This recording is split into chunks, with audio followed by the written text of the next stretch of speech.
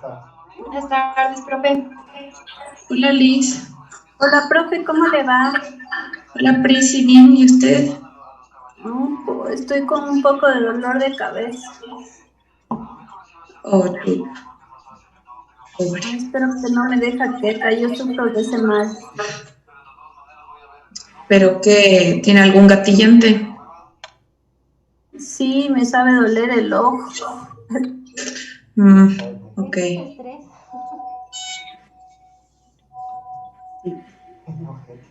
Ojalá Ok. que no me dé. Ojalá que no. Eso va a ser súper molestoso. Chicas, ¿compartí con ustedes las diapositivas de sistema excretor o no todavía? No me acuerdo. No, profe, no creo, ya la revisé. No, profe. Creo que no. Para subirles después. Quería pedir un favor. ¿Qué pasó? Lo que pasa es que en mi casa, bueno, en mi barrio, está saltando la luz porque está lloviendo. Y no puedo conectar mi computadora porque me dijo que puede que se salte la luz. Ajá. Me llega a pagar, sí, se me llega a pagar la compu porque y es por eso. Ok. No hay problema. Me llego a ir de su porque se me apagó la compu y se fue la luz. Bebe, gracias por avisar. Tranquila.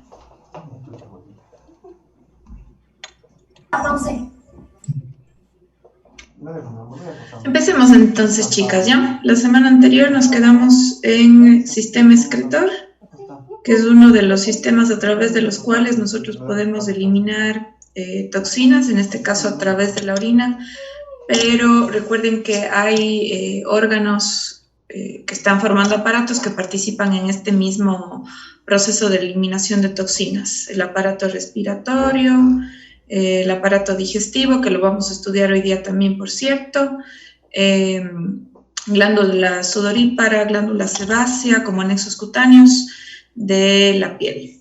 Y también tenemos pérdida de agua y solutos, denominada pérdida insensible de la piel. Recuerden que es un tipo de pérdida de estos compuestos que no lo notamos, pero sucede todo el tiempo, ¿sí? Entonces creo, si es que no me equivoco, la clase anterior nos habíamos quedado en nefrona. Todavía no la estudiábamos, ¿no es cierto?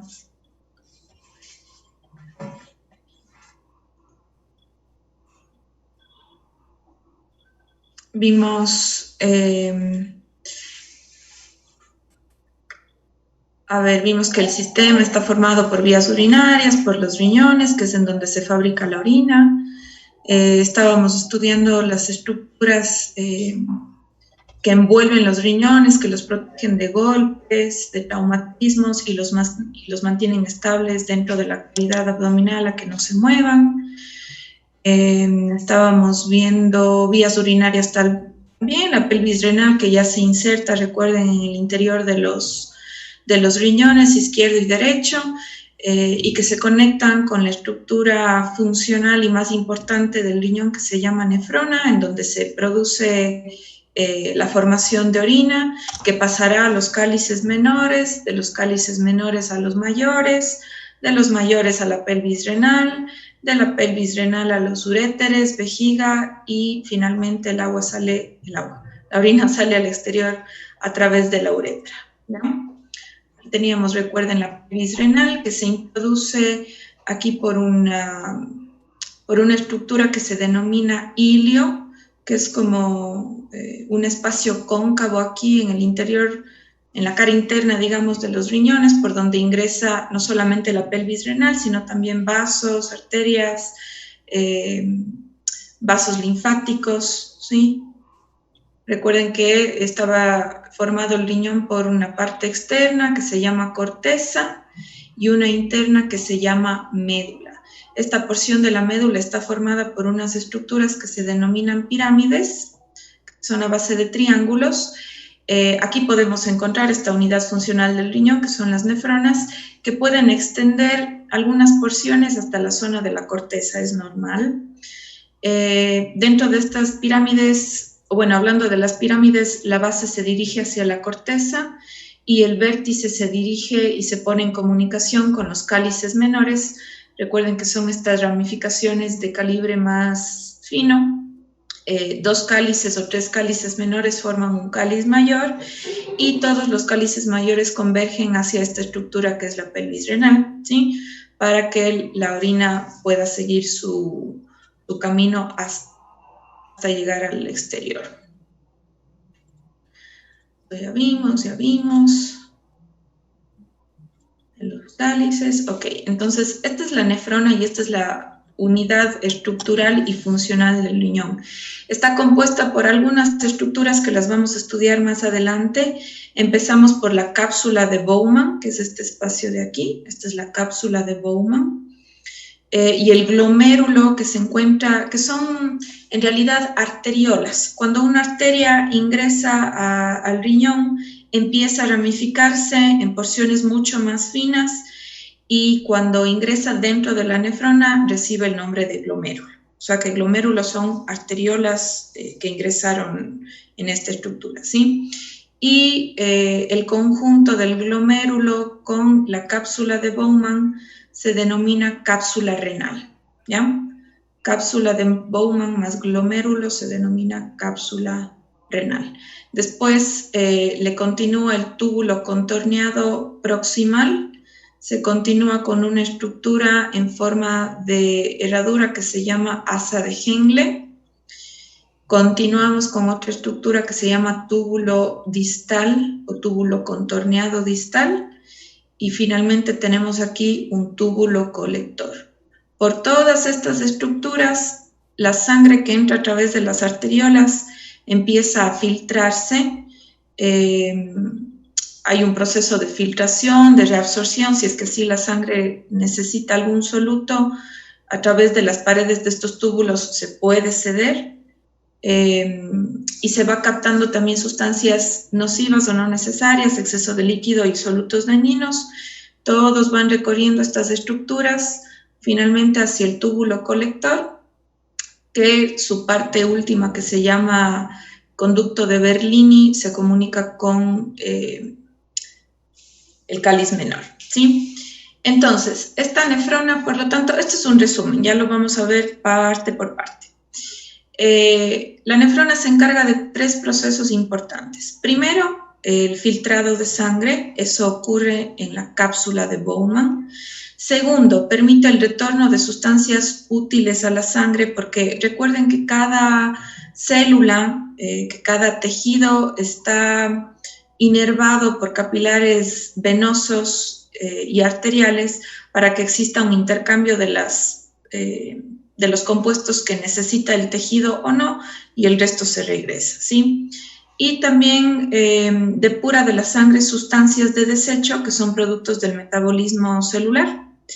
Entonces, como resultado de estos 3 procesos importantes, la nefrona va a mantener la homeostasis de la sangre, sobre todo a nivel del plasma, que es la parte líquida de la sangre, y produce la orina. A través de la orina nosotros podemos eliminar solutos inservibles como iones de hidrógeno, que si es que recuerdan ustedes un poco la tabla de pH, es una escala logarítmica que va de 10 en 10, ¿no es cierto?, del 1 al 14, pero cada vez que sumo un número, no es que sea un número en realidad, sino 10, 10, 10. Entonces, cuando existen más iones hidrogeniones o iones de hidrógeno que iones hidroxilo, que son los OH, determinan que el ambiente de esa estructura es un poco más ácido. Entonces, para evitar acidez en el organismo, a través de la orina nosotros eliminamos estos iones hidrogenión o iones de hidrógeno, ¿sí? Podemos tener 2 tipos de nefronas según la porción interna del riñón en donde se encuentren. Si es que se encuentran en la zona de la corteza, se denominará nefrona cortical, y si es que se encuentran en la zona de la médula, se llaman justamedulares, ¿sí? Si es que ustedes pueden ver aquí en el gráfico, por lo general, siempre el glomérulo con mi cápsula de Bowman se encuentran hacia la zona de la corteza. al igual que mis túbulos proximales y distales, mientras que el asa de Henle, esta estructura en forma de herradura, y los túbulos colectores, que eran los de acá, se encuentran hacia la médula de la nefrona. Y miren cómo se extiende este túbulo colector hacia la final de una pirámide y se comunica con un cáliz menor aquí. Y el cáliz menor con el mayor y la pelvis renal y ya saben todo el proceso. Entonces, ¿cuáles son las 4 partes importantes de una nefrona? La cápsula de Bowman, el túbulo que se subdivide en túbulo colector proximal, asa de Henle y túbulo colector distal. Tenemos el conducto colector y finalmente el conducto de Bellini, que es el que se comunica con mi cáliz menor. Entonces, la cápsula de Bowman, como veíamos en el gráfico de antes, se localiza en la corteza o zona externa del riñón. Tiene una forma de taza, miren ustedes. Está compuesta por 2 hileras de células epiteliales que tienen un espacio entre ellas. Y en su interior se encuentra invaginada una red capilar que, recuerden, cuando ingresa dentro del glomérulo, cuando ingresa dentro de la cápsula de Bowman, perdón, se le denomina glomérulo. No es más que una arteria que ingresó a la cápsula de Bowman, que se ramificó mucho hasta formar arteriolas, y estas arteriolas empiezan a formar como un ovillo de hilo dentro de mi cápsula de Bowman. Entonces, si es que yo sumo las estructuras, la cápsula de Bowman más el glomérulo, obtengo mi corpúsculo renal, ¿sí? Esta arteria que ingresa dentro de la cápsula de Bowman se denomina arteria o arteriola aferente, porque ingresa, ¿sí? Una vez que aquí ya se ramificó, está formando este ovillo como de hilo y sale, se denomina arteriola eferente. Esta sangre que entra a través de mis arterias o arteriolas aferentes es una sangre sucia, contaminada. La que sale de mi corpúsculo de Bowman, como ya ocurre el proceso de filtración, entonces ya es una sangre más limpia, ¿sí? Vamos con la segunda estructura, que es el túbulo. Los túbulos se dirigen hacia la médula y regresan hacia la corteza, sobre todo cuando hablamos del asa de Henle. Acuérdense, el túbulo contorneado proximal y distal se mantienen en la corteza, o sea, en la zona externa, y el asa de Henle, como es una estructura caída en forma de herradura, sí como que se sumerge un poco hacia la médula, que es la parte interna del riñón. Los líquidos que pasaron de la cápsula de Bowman avanzan a la siguiente porción de la estructura de la nefrona, que se denomina túbulo contorneado proximal, ¿ya? En esta porción, algunas sustancias que son consideradas útiles se van a reabsorber, por ejemplo, glucosa, ciertas vitaminas, aminoácidos, que son la base de formación de las proteínas, y minerales. Entonces, estos se reabsorben y son devueltos a la sangre porque se consideran importantes para que no abandonen todavía el organismo, ¿sí?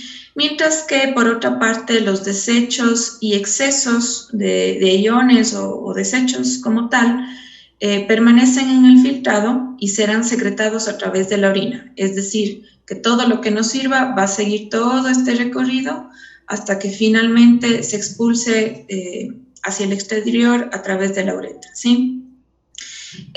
La pared interna de los túbulos, del túbulo contorneado proximal está compuesta por células epiteliales que tienen un borde en cepillo, es decir, que tienen unos pelitos que se llaman cilios y por eso aquí se da un proceso de reabsorción importante.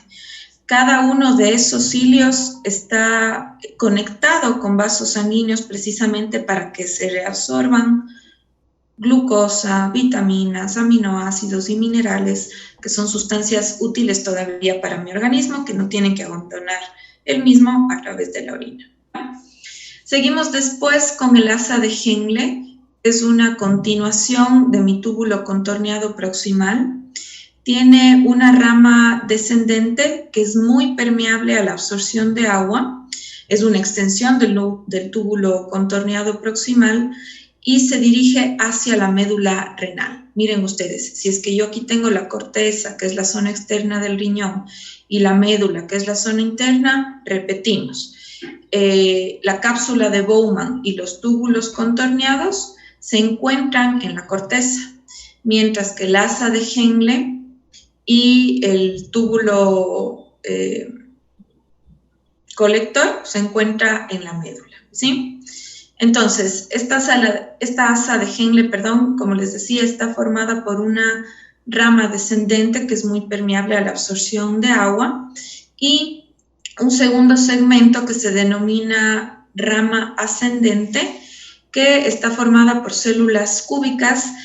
No es permeable al agua, pero es muy permeable a iones, ¿sí? Después, dame Cami. Profe, ¿puede repetir, por favor, la parte de los que se encuentran en la médula?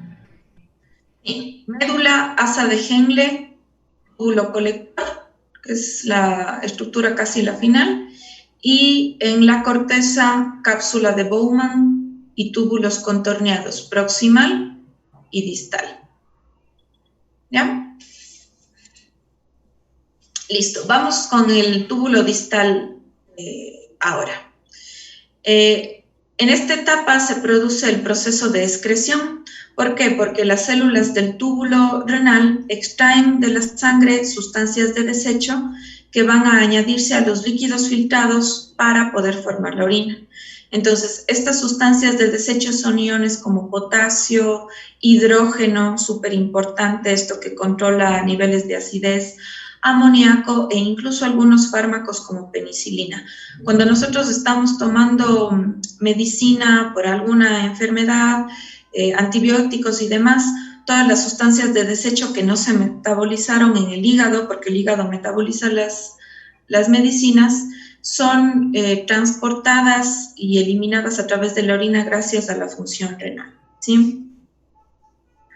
Finalmente, o bueno, casi finalmente tenemos el conducto colector o túbulo colector, que es un tubo recto, como ustedes pueden ver aquí, y a él llegan muchos túbulos contorneados distales de diferentes nefronas.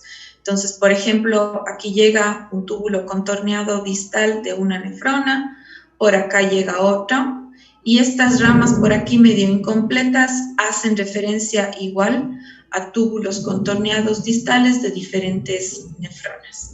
Entonces, como vemos en el gráfico, miren, el conducto colector tiene un calibre mucho más amplio que los túbulos colectores proximal o distal. Esta estructura del túbulo colector desemboca en la última estructura que se denomina papila renal, también denominado conducto de Bellini, que es lo mismo. Conducto de Bellini y papila renal es lo mismo.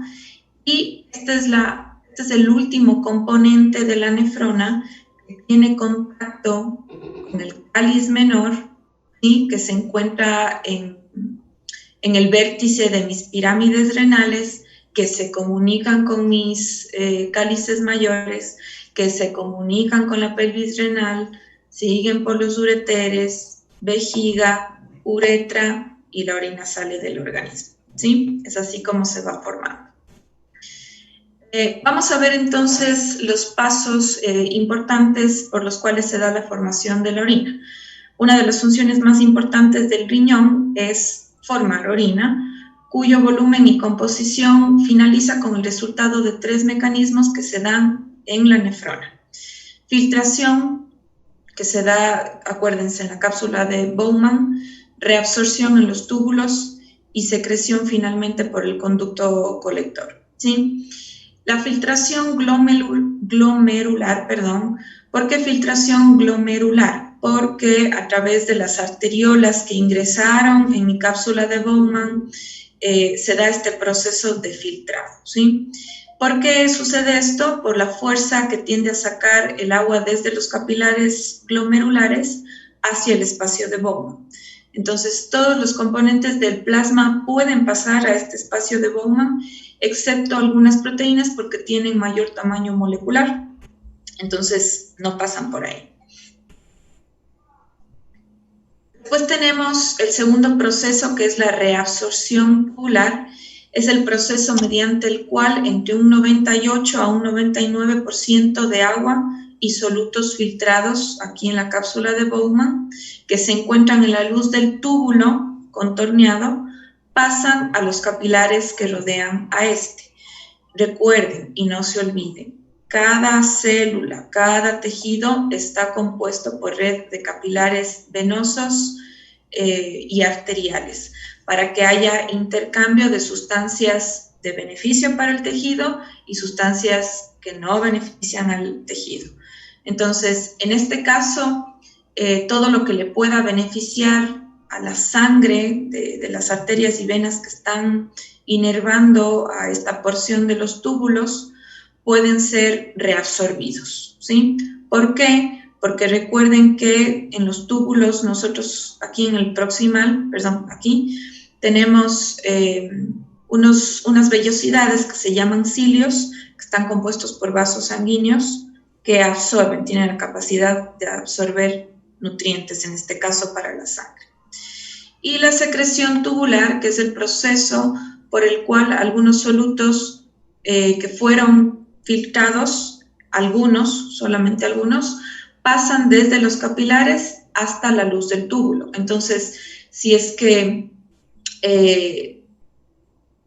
se reconoce algún ion que sea inservible para la sangre, esos iones inservibles o exceso de líquido pueden pasar a través de las paredes de mis vasos sanguíneos hacia los túbulos para ser secretados a través de la orina. Entonces, todo lo servible se absorbe a la sangre, todo lo inservible regresa a los túbulos para que pueda ser eliminado a través de la orina, ¿sí? ¿Quién tenía la mano levantada?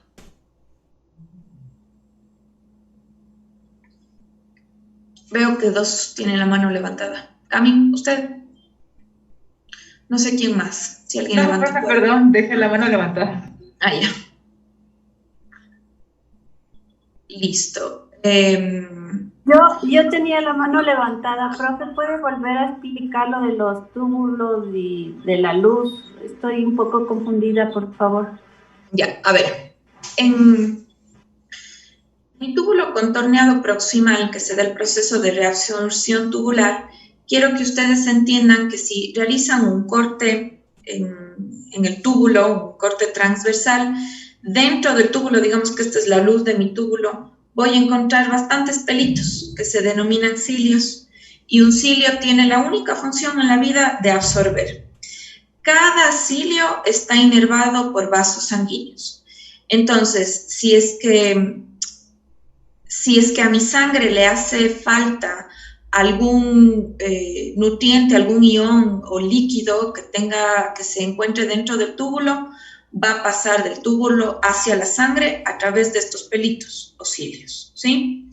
De la misma manera, si es que a nivel de mis túbulos igual, si es que en la sangre se capta que hay algún ion que no conviene o líquido en exceso que no conviene, pasa de mis capilares hacia el túbulo para que pueda ser eliminado a través de la orina, ¿sí?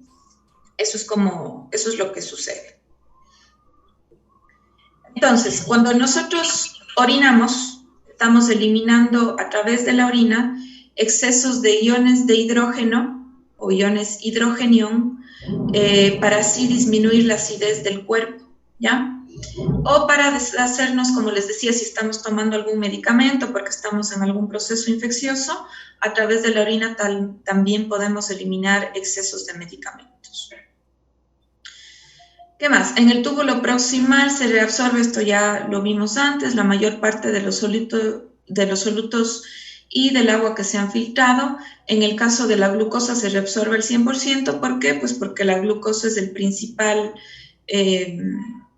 nutriente que brinda energía a todas nuestras células. ¿Nos conviene eliminar glucosa por la orina? Para nada, porque es energía que estaríamos desperdiciando. Entonces, a nivel de mi túbulo proximal, siempre, siempre, siempre Si se detecta glucosa, se reabsorbe al torrente sanguíneo, porque no me conviene eliminar glucosa por la orina. Es peligroso, de hecho, no es bueno. ¿Qué más? El asa de Henle de las nefronas que se encuentran hacia la médula permite que los solutos se concentren más en la médula renal que en la corteza. Claro, porque el asa de Henle, que tiene esta estructura como herradura, es muy permeable esa estructura hacia los iones, entonces permite que se puedan concentrar solutos ahí. Y en el túbulo distal, por lo tanto, van a llegar pocos solutos porque estuvieron concentrados aquí en mi asa de Henle, ¿sí? Y es aquí en el túbulo distal donde nosotros podemos regular la eliminación final de dos iones muy importantes, que son el sodio y el potasio. Esta eliminación final de estos iones, del sodio y el potasio, ocurre gracias a la presencia o la colaboración de la aldosterona. ¿Alguien sabe lo que es la aldosterona?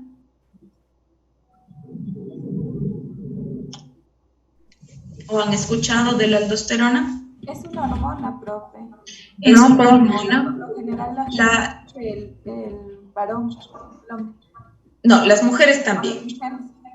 No. Las mujeres y hombres producimos aldosterona. Testosterona es de los hombres. Testosterona es un andrógeno, eso es muy diferente. Pero bueno, la aldosterona es una hormona, eso es correcto.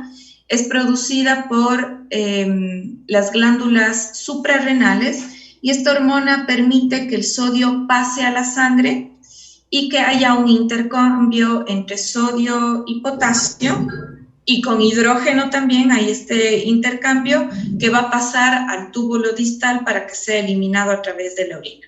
Exceso de hidrógeno y de potasio, ¿sí? Hay este intercambio gracias a la aldosterona.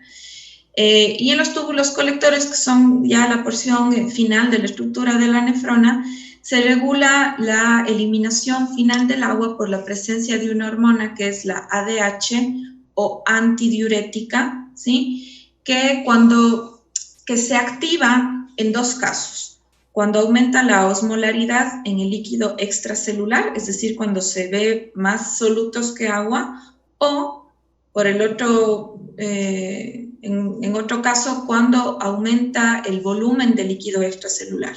Ni lo uno es bueno, ni lo otro tampoco. Entonces, esta hormona antidiurética se activa para eliminar exceso de solutos o de agua.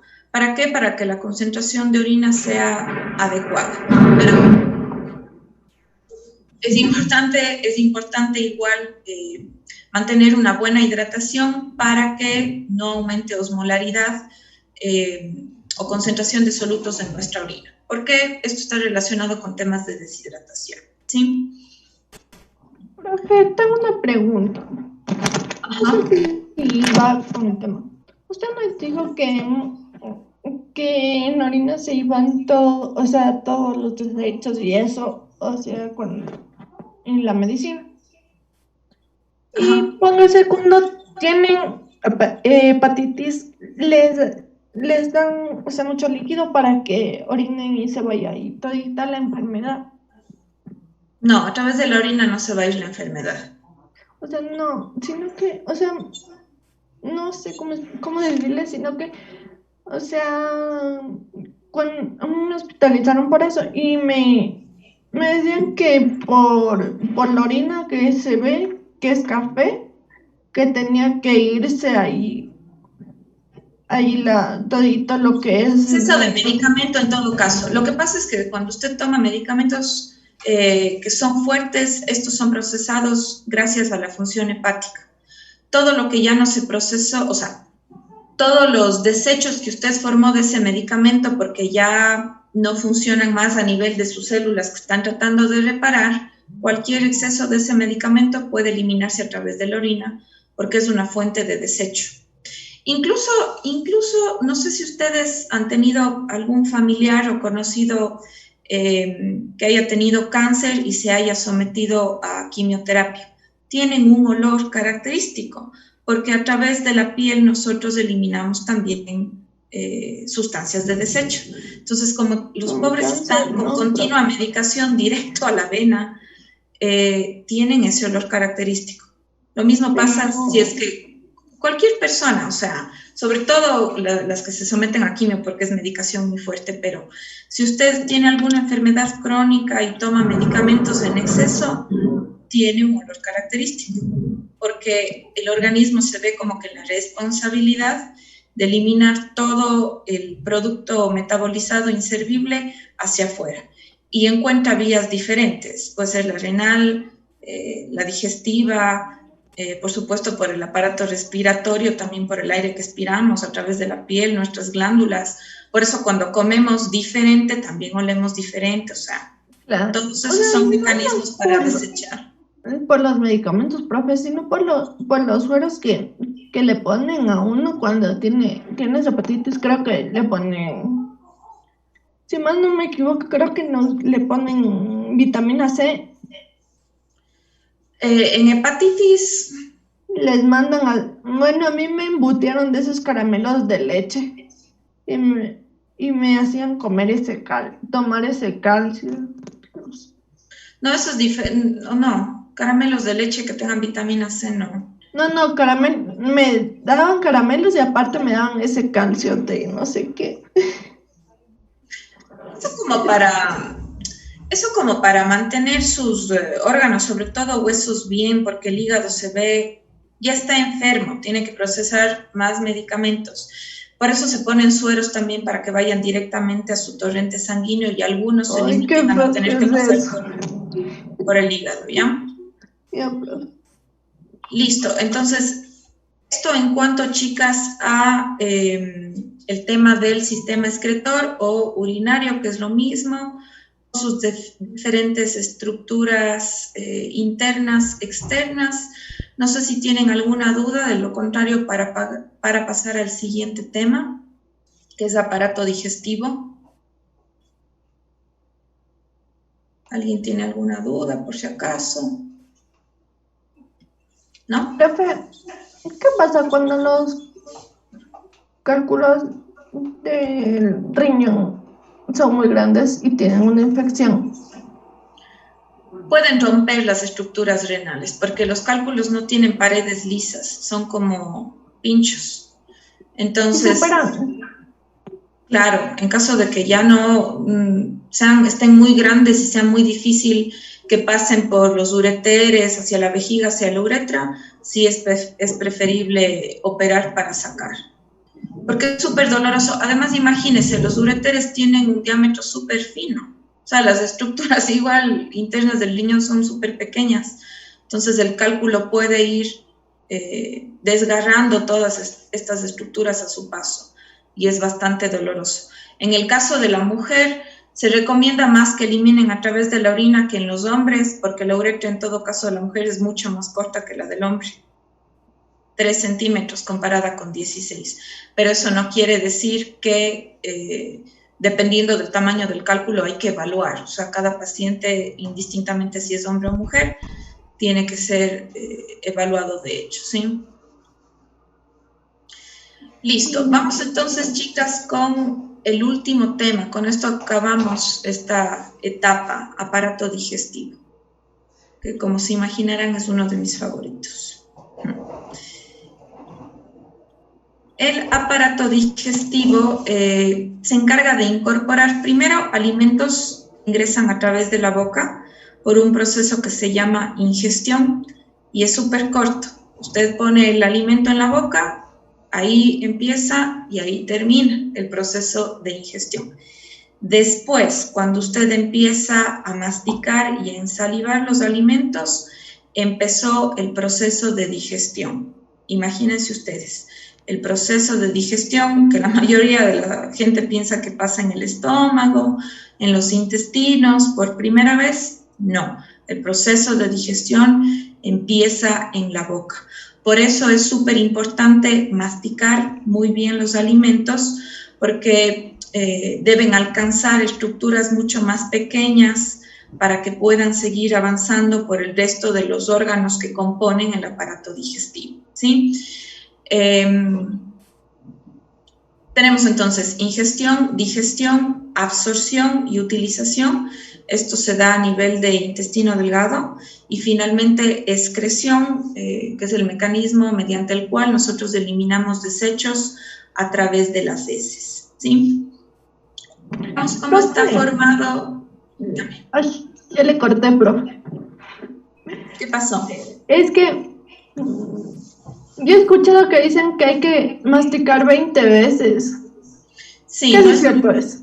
Es cierto, ni 20, de hecho 25. Se recomienda mínimo 25 veces masticar cada bocado para convertirlos, como les digo, en estructuras más pequeñas para que puedan seguir pasando por el resto de estructuras que componen el tubo digestivo del aparato digestivo, ¿sí? Entonces, este tubo digestivo está formado por boca, faringe, que recuerden es un órgano común entre el aparato digestivo y respiratorio.